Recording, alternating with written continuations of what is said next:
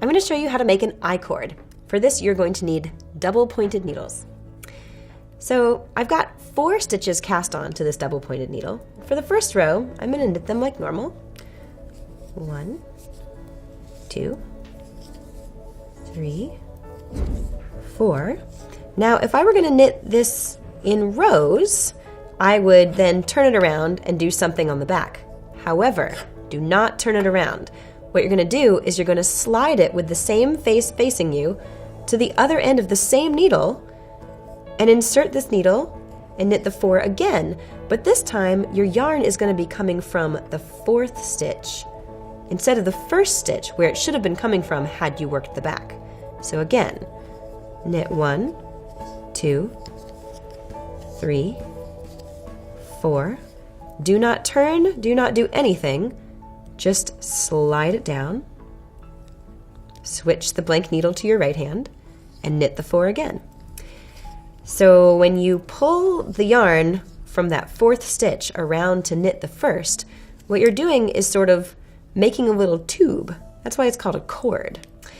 And here it is again. There's the yarn coming from that 4th side. You're going to pull it tight here when you knit the 1st stitch, which then sort of pulls the back together and makes it round. And the I in I-cord is short for idiot, which is no longer really approved terminology. But the idea behind idiot cord was that this was so simple that anyone could learn it. So if it's confusing you, don't worry, just practice, you will get it.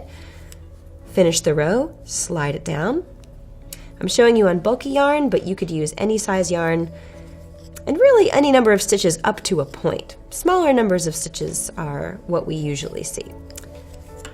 So that's an I-cord. There's the back. There's the front. It's nice and round. But an I-cord by itself is only so useful. There's a way to do an attached I-cord. I'm going to show you here on this piece of garter stitch. So I've got garter stitch in the middle with attached I-cords on the side, which is a little more complicated.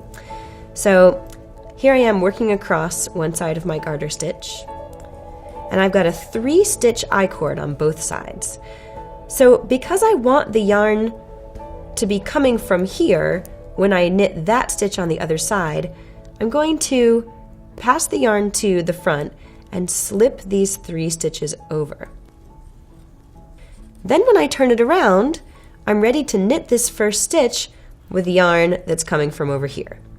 So I'm going to knit nice and tightly, 2, 3, and that sort of pulls these 3 stitches around to make an attached I-cord. Let's just shoot over to the other side and see if we can do it over there. You can do attached I-cords on the bottom brim of hats, on the cuffs and necklines of sweaters. You can do them hanging down from ear flaps as little tassel holders. So here we are.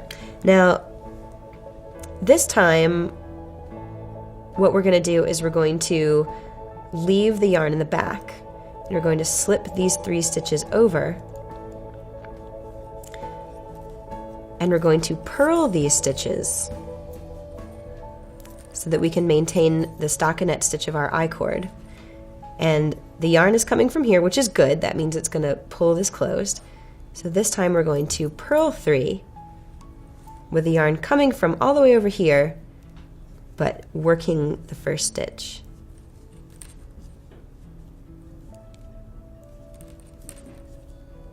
And then I'm going to move the yarn and continue to knit my garter stitch, which is going to pull this stockinette tube shut, and then we'll be working this one as illustrated before. So that is how to do an attached I-cord.